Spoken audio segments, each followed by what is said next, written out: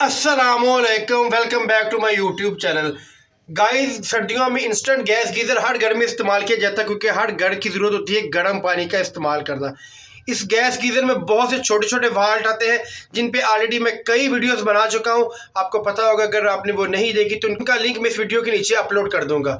यहाँ पे डिफरेंट तरह के इसके फॉल्ट होते हैं। कई बार सेल का मसला हो जाता है, लेकिन इस कस्टमर ने सेल की जगह पे ये 3 वोल्ट का डॉप्टर लगा दिया। कई दफ़ा ये ऑन ऑफ स्विच ख़राब हो जाता है, इस स्विच को चेंज करना पड़ता है। कई दफ़ा ये गैस रिले ख़राब हो जाती है, सोलनॉइड वाल्व, और कई दफ़ा इसकी मेन किट ख़राब हो जाती है।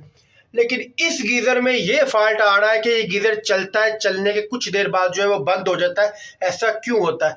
सबसे पहले हमने देखना होता है कि हमने जो सप्लाई दी हुई है वो 3 वोल्ट की, वो पूरी की पूरी इस किट को मिल रही है और ये किट आगे तक सारे दे रहा है, वोल्ट दे रहा है। यहाँ पे ये गीज़र टिक टिक भी करता है, इस रिले को ऑन भी करता है, गैस रिले को। इसके चूल्हे चल पड़ते हैं, पानी हल्का सा गर्म होता है और 25 से 30 सेकंड बाद ये गीज़र ऑटोमेटिकली ऑफ हो जाता है।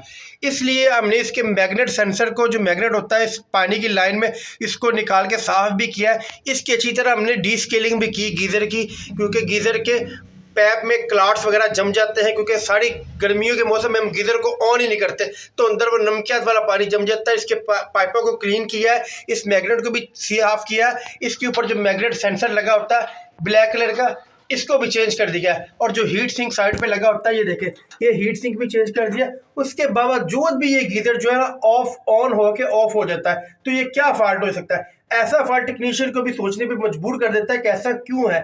ऐसा इसलिए होता है कि ये ऊपर 3 स्विंगा से नज़र आ रही होती हैं। ये देखें, ये एक होता है इसका बर्नर नंबर 1 और एक बर्नर नंबर 2। इनके ऊपर लिखा होता है, ये देखें LX, ये LX लिखा हुआ, ये बर्नर है, इसकी सुई छोटी है, और ये भी LX, ये भी बर्नर, इसकी सुई भी छोटी है। जब से सबसे पहले जो वो लगा होता है, ये इसका सेंसर होता है जिसको सेंस करता है कि जैसे गीज़र ऑन होता है ये टिक टिक को बंद करवा देता है। इसकी सुई थोड़ी सी लंबी होती है और इस जो सेंसर की सुई है बाकी 2 बर्नर की निस्बत ये थोड़ी सी लंबी होती है।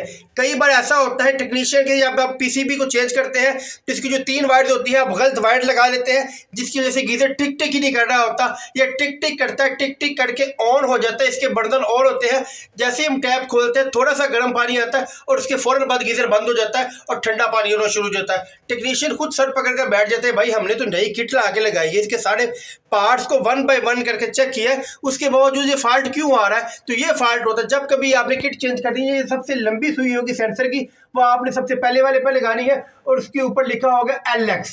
इसके ऊपर भी LX लिखा होता है, लेकिन इसकी सुई थोड़ी सी लंबी होती है और ये सेंसर होती है। यहाँ पे भी लिखा होता है, सबसे पहले आपने सेंसर वाली सुई, लंबी सुई लगानी है। उसके बाद इनको, इन दोनों का आप चेंज कर सकते हैं, इसकी जगह पे इसको और इसकी जगह पे इसको लगा सकते हैं, लेकिन पहली वाली को आपने चेंज नहीं करना। ऐसा होता है, इनके नीचे जो लगी वायर्स हैं, ये वायर यहाँ से लूज होती है और आपने देखा होगा यहाँ से स्पार्क कर रही होती है, इस वजह से भी गीज़र ऑन होके ऑफ हो जाता है। तो आपने इन वायर्स को थोड़ी थोड़ी सी ऊपर से काटने के बाद आपके सेंटर में इसकी लोहे की वायर्स होती है जो इसकी वजह से इसको लगाई गई होती है।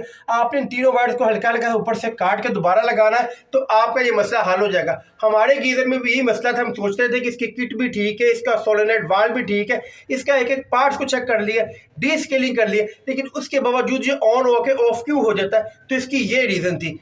अगर आप मेरे चैनल पर पहली बार आए हैं, वीडियो अच्छी लगी है तो वीडियो को लाइक करें और सब्सक्राइब करें। अगर फिर भी आप कुछ पूछना चाहें कि आप कोई फॉल्ट है जो आपको समझ नहीं आ रहा, जिसके ऊपर हम एक प्रॉपर वीडियो बना के आप तक वो नॉलेज डिलीवर कर सके, तो आप हमें कमेंट बॉक्स में भी पूछ सकते हैं। उम्मीद करते हैं आपको ये वीडियो अच्छी लगेगी। अपना बहुत ख्याल रखिएगा। नेक्स्ट वीडियो तक दीजिए इजाज़त। अल्लाह हाफिज़ एंड गुड बाय।